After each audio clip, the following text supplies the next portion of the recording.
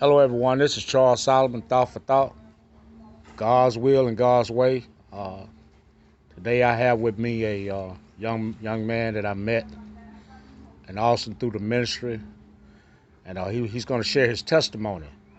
And I pray that you would allow yourself to receive all he has to say. I pray that this testimony that he's going to share is going to encourage your heart. Hallelujah. He's just going to share what he's been through as a young man and all that he's experienced and how God is coming to his life and he's seeing how God is bringing deliverance, healing in his life and turning his life around. So to God be the glory. We want to now interview Carlos. How y'all doing? My name is Carlos. I'm from Austin, Texas. Pretty much grew up just like everybody else. You know, a lot of people grew up in the faith. My grandmother was a pastor.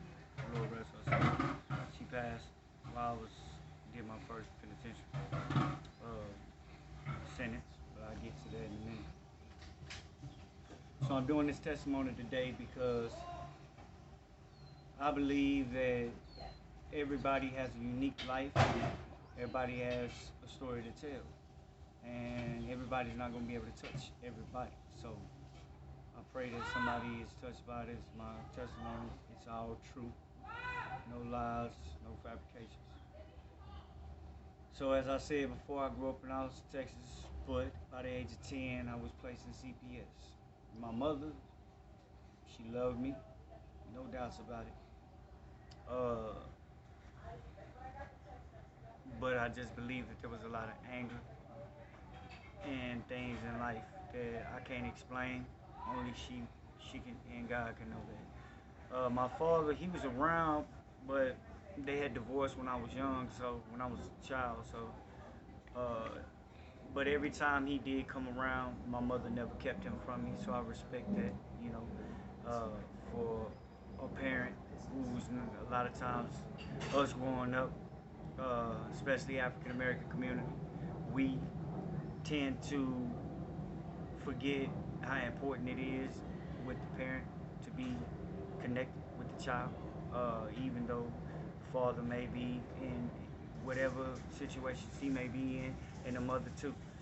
We fail to just, understand it. So trust me, it would definitely change the lives of your child by keeping them involved. I know this firsthand. But anyway, as I said, my father, he was around. He just, he being that he wasn't with my mother, he had to live life. So, but like I say, when he came around, my mother did not keep him from me. So I respected that, like I said. And so by the time I went from my mother, I went to CPS. Now, to be honest with you, nobody called CPS on my mother. I told CPS what was going on at home. Uh, and to be honest with you, I regret it every day. Not anymore because I've been delivered, because I've been saved, but I'll get to all that in a little bit. But at the time, I blame. Uh, I first saw the commercials on TV, the abuse. That's how they showed it to you on TV. They try to get your kids manipulated through the minds of television. And so I thought that was the thing to do. And so it wasn't that I lied on my mother, it's just I thought that was the right thing to do. And instead of sticking it out with my mother, Bible says, "Thou shalt honor thy mother and thy father," which means now because I have spiritual enlightenment, insight means that throughout whatever problems they're going through, you respect and you love and you obey what they tell you to do. And if it come with a whooping, then it come with a whooping. Sometimes, that's just what that is. It's not bad to whoop your children, but, at that time, I thought that was the right thing to do. So I reported it, and they took me away. And when they took me away, I think, at that time as a kid, I had fun. It was fun, I thought, you know. I got to do things that I wasn't gonna do with my mother. I got to go to football games. I got to go to, like theme parks, all that type of stuff. Yeah, it looks good. It looks real good on the outside, but deep down, it's a catch. It's a big catch. So while I was in CPS, man, uh, I was deprived of the nourishment of a child with a parent relationship. I was neglected the fact of how to be a man. We do not have fathers in CPS. They're all foster care. To get understood, there's foster care, and then there's children's homes. Foster care is when you go to a home that usually has a mother and a father figure to replace the absence of your parents. That's really only temporary. And the reason why you'll go to that is because they have plans to send you back home. Once you go to a group home, this pretty much means that your parents did not or had decided that they could not take care of you anymore. It is a big difference. It's not a home setting anymore. It's more preparation for getting ready for you to get ready for penitentiary. I'm just keeping it 100. It's preparing you to get ready for the penitentiary. Preparing you to get ready for homelessness. Preparing you for all that. So you do not have a mother. You do not have a father. You have people that will come and change shifts, just like in the penitentiary. They're going to come at a certain time, and they're going to get off at a certain time. And they're going to trade shifts out. They don't care about you. They care about that check. Some are good, a lot are bad, though. They're going to put you on all kind of medications, mess you up. But like I said, when I was a kid, man, I grew up in church. So my grandmother, she instilled Christ into me when I was young. So I believe that that's why a lot of things happen in my life that transgressed, as you'll hear through the testimony. So I say to CPS, man, I didn't take high school very serious because I was deprived of females. I was deprived of certain things, which was the good part about it. You know, they did not want you to smoke. They did try to keep you away from girls, you know, stuff like that. But as a kid maturing, of course you're going to get curious. So by the time I was celibate to the age of 18, by the time I turned 18, I wound up, you know, losing my virginity and went plump crazy after that. And I got kicked out of CPS because I ran away to it's kind of funny, but I ran away to another facility that was with our home, but they were the girls. We had 3 homes for boys and we had 1 home for girls. I ran away to go to the girls' house. When we ran away to go to the girls' house, you know, that's how I wound up getting kicked out of CPS. At the time, like I said, now they let me free. I was free to do what I wanted, when I wanted, and how I wanted. So, of course, I wasn't going to take school serious. I threw away college for that mistake. You know, I threw away the opportunity to go to college. I threw away the opportunity to graduate high school. I made it all the way to 11th grade. Well, I was 12th grader.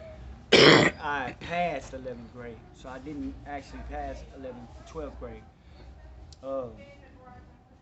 At that time, I remember it was like the Twin Towers had just got hit. That was 2001, and that was like maybe a week or next 2 weeks after that, I wound up I just stopped going to school.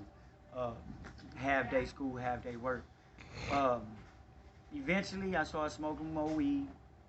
Started smoking weed with the street kids, the kids that was in the program that didn't take the program very well, because when I left CPS, they couldn't just throw me on the streets. They threw me into an teen adult halfway house, basically, like that. So I wound up getting with the wrong crowd, started smoking weed. Eventually, by 2002, I wound up finding my mother, and I wound up going to clean. At that time, I wound up running into my cousins. At that time, I got introduced to cocaine. Started doing cocaine. Met my first baby mother. Moved to Dallas. Well, actually, Rockwall, Texas. There is when I had got introduced to crystal meth. I started doing crystal meth. I was always been kind of a small guy. Never been really a big dude. But maybe like around 158 at the most. Then it was probably as big as I could get. Went on a week's binge of smoking ice with people I did not know, and just at this house. And next thing you know, before long, I got rescued. God rescued me by delivering me somehow. I got back home to my baby mother. I think she might have came to pick me up, but I remember that I never forget. She told me as I was sleeping, because I was so tired. I missed so much sleep, stayed up so many nights, uh, almost a week long nights, that she said she could see my rib cage, literally see, almost see through my body, like, and I never, I had never been that small. I was 130. I weighed myself, and I was 130 pounds. And so I was so hungry, I was eating pops, checks or pops. Uh, I found inside of an abandoned house with peanut butter. So, long story short, man, I've been homeless since I was 19. I'm 38 years old now. And so at that time, man, my son was, he just became born. And I was already so far in doing drugs and so far that it was like a kid raising a kid. I really didn't take life serious. I thought being a father was like as long as you was there. So me changing diapers and doing all my girl work, and I stayed at home with the kids. I changed diapers, I did all that, washed them everywhere I went, they went. But I thought that was being a father. That wasn't being, I thought that's what it was all about, was being a man. I really felt manly then, but I was still strong in my ways, and when they would go to sleep, things like that, I would go off and do my little dope and stuff like that, or invite friends over, and eventually, man, it started to get to out of control to the point where I never been strung out, but it got to a point where I got so careless that I would do it during the times of they needing to be watched. And so they would sneak out. They had actually wind up getting out of the house, put in dangerous positions. I actually endangered my kids many times because of drugs. And so eventually CPS got involved with them. And they took my kids. And I never had wanted that to happen because I had grew up in CPS. By this time, I was already gotten in trouble and was getting ready to go to the penitentiary for the first time, 2 year sentence. It was there that my baby mother had wound up moving on.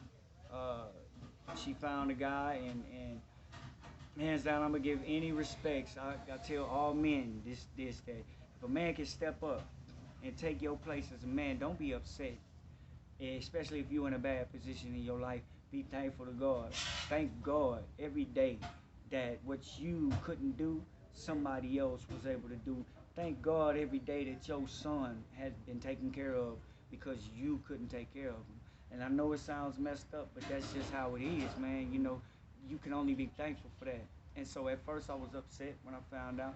But if I found out that this man had taken on 3 children that did not belong to him and loved them like they was his kids, I mean, brother, I couldn't, brothers and sisters, whoever's watching, you can't ask for nothing better than that. So, um,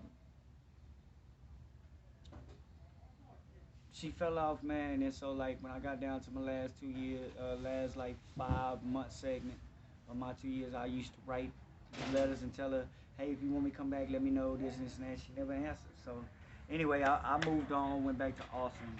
Life started to be okay. I wind up meeting my family again. Because remember I said I moved and I met my first baby mama and I moved to Rockwall. I stayed there for 7 years. Then I caught my 2 year sentence. But I grew up, like I said, growing up at CPS, I was always in and out of my family's life. So it was like I was a black sheep. I'm the black sheep of the family. And so, anyway, when I got out of penitentiary, I got 2 years sober. I didn't get my GED. I regretted that. But it was then when I was in Austin that I started to smoke weed again immediately when I got out. And there's a saying that goes that weed is the gateway to all drugs, and a lot of people may not believe that because I see a lot of youngsters that smoke weed, right? But I'm gonna just keep it real, and I hope you keep it real with yourself. If you really sit back and think about it, marijuana was the gateway to your drugs because you don't just smoke weed, and you didn't just smoke weed, and you didn't just smoke weed. you actually did other things. Like you might be also popping pills on the side. You might also be smoking cigarettes or drinking syrup, or taking Xanax bars, something. There's something else you do along with it or have tried, but it all started with marijuana. So just keep it real with yourself, just as well as I'm gonna keep it real on here. But anyway, like I say, it's a gateway, and it really is. So uh, I just started smoking it again. Uh, to rewind real quick, when I was with my baby mama, somebody had introduced me to crack cocaine, and I had tried it, and I liked it. I liked it. I didn't like it enough to where I would steal from my family or steal from people that I love. I wasn't that bold. I wasn't that bold, but I liked the way that it made me feel, and God, I thank Him every day because I didn't have money like that to keep buying or to purchase like that. So, like I say, I got out there bad because I lost control of my life. I had no control of life, period, for myself. So I was out there bad, but I just mean that I never got strung out. Uh, and that's all because of the hand of God. And all praise to Jesus. Well, I did some time out. I wound up getting on that crack. I just wound up getting back to the streets, man. I wound up going to the streets then. And by 2014, late 14, early 15, I wound up catching a 5-year robbery sentence. I got out, went to prison in 2007, the first time, I apologize. 2007, the first time, got out 2010. When I got out, like I said, I went all that time, 5 years, a little bit longer than a lot of people, but 5 years, and then I wound up going back again, this time for 5. So, while I was in there, I got a little bit closer to God. I met some really nice, some really good brothers. I wound up trying to get connected with the chaplain and the chaplaincy era. I stayed involved in the church, went to church almost every Sunday, did what I could, talent shows, all that type of stuff. Started writing music, Christian R&B and Christian rap music. Life was going good. I had made prayers when I was getting out, as I started finding out that I was about to get out of prison. God answered my prayers, man. I had a good job, everything when I stepped out. For people that's getting out of prison, first getting out of prison, I know anxiety, it hits you, strikes you, especially with this COVID. You're going to think, like, what can I do? Like, what kind of jobs, this and that. Don't get discouraged because it's a lot of work out here. And especially right now. It's a lot of work out here right now. A lot of homes damaged from this storm, so it's plenty of work. Don't get discouraged, man. You're going to have to stay focused. So,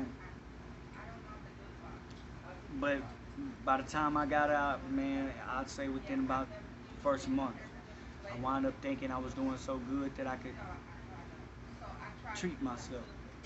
So I slightly started with smoking marijuana again, but then I wanted something harder. I wanted something stronger. So I wound up doing what I knew before. I wound up doing crack cocaine again. And as I did that, my life just started to spiral back down. By last year, so I want to say somewhere between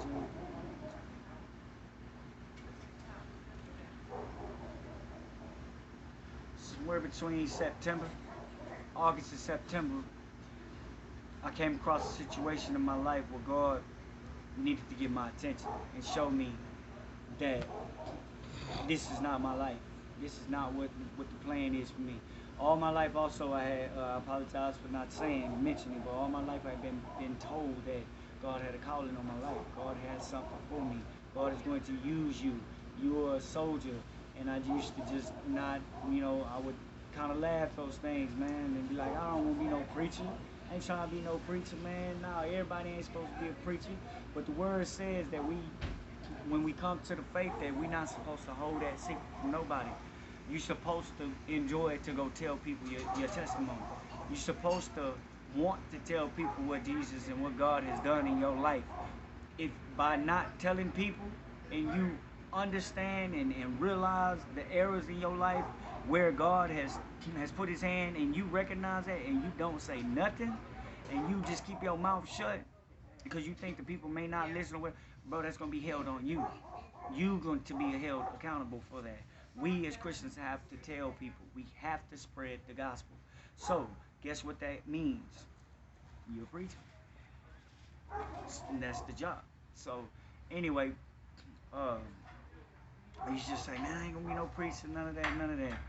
And so, anyway, but God just kept his hand in my life, man. God just, and once you're chosen, you know, once you are a chosen person, God, he'll allow you to go through things. But he also keeps you protected. That don't mean to keep doing what you're doing. That don't mean that. But if your heart is sincere and you actually really trying and you just accidentally or you just sometimes just wind up making the wrong choices, you know God knows your heart.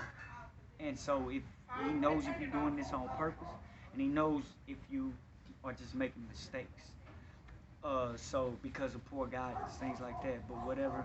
So anyway, God knew my heart that whole time. And so I came to a situation in my life at one point where, you know, if you're a part of a crowd, man, you got to be with what you are.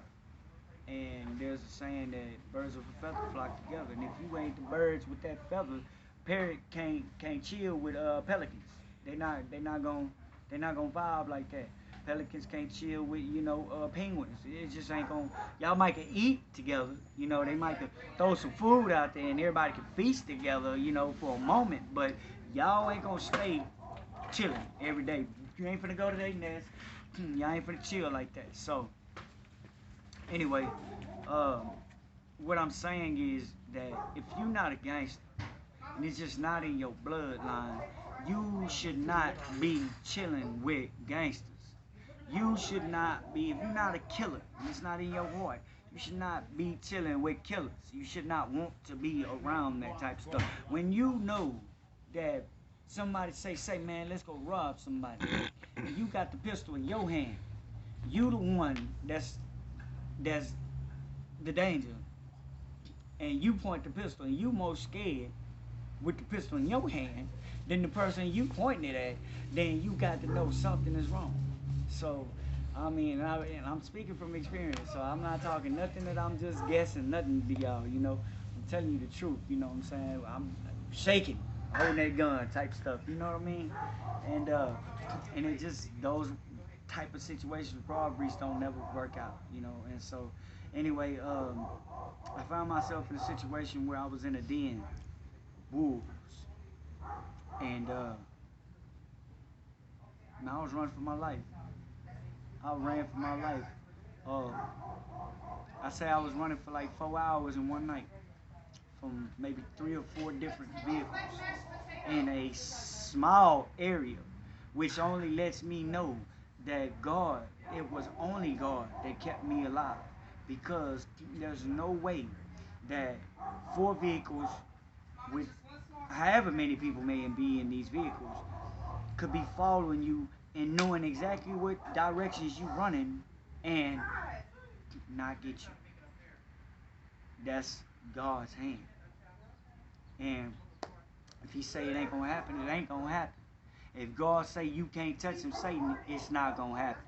So, anyway, as I was running that night for my life, man, you know, I asked God that night. I said, Lord, as I'm running, I finally got to a spot where I could stop and breathe and and I'm sweating and I'm crying. I want to cry, but I'm so high, I'm so doped up that tears can't even come out my eyes, man.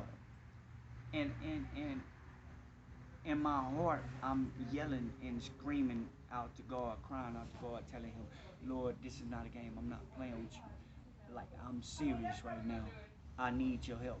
I need you to save me. I need you to give me out. I need you to save my life. If you save me, Father, I'm not going to run from you no more. I'm going to run straight to you. I'm going to run right into your arms. And the Lord answered my prayers that night. I would go into the whole thing, but this testimony is on time, so I can't really just tell y'all exactly how it happened that night. But all I'm gonna say is that angels and God can give you some incredible strength, unimaginable strength. And I'll give you this. I will tell you this. When a black man can go inside, break inside of two people's homes, white people, we just gonna say Caucasian, the Caucasian race, can go inside of their homes late at night, about 2, 3 o'clock in the morning, right? And first off, nothing happened. Second off, the police don't arrest you for that, and you get no charges for that. That's only God. It is only God. But like I said, it was all a part of the plan.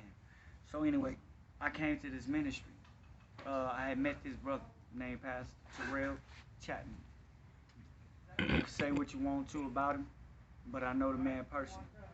He is a godly man, blessed man, highly favored by the one and only. You can't touch him.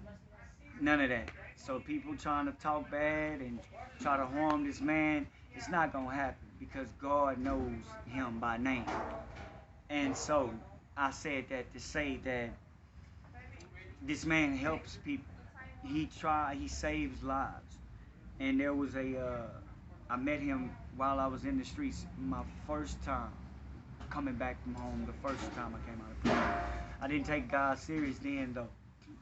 And so this man tarried with me for a whole 2 months at his home, and I just constantly gave him hell. And just keep it real, gave him hell. And this man was so patient, so long suffering with me that he continued to give me a chance. All right. So jumping to the future now is I'm here at the ministry again, and my pastor has let me back in to the home because he knows that God has something for me. I've been sober, clean and sober for 30 days now, and thank Jesus for that.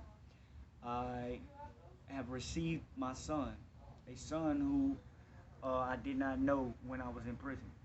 Uh, he's 10 now, and I got a relationship. He's here in Austin with me. He's with my sister while I'm getting my life together. At my time of, you know, falling back down, going downhill, on my roller coaster ride, the Lord showed favor on my life, and he allowed my sister to step in the gap for me, and she's taking care of my son while I get my life together.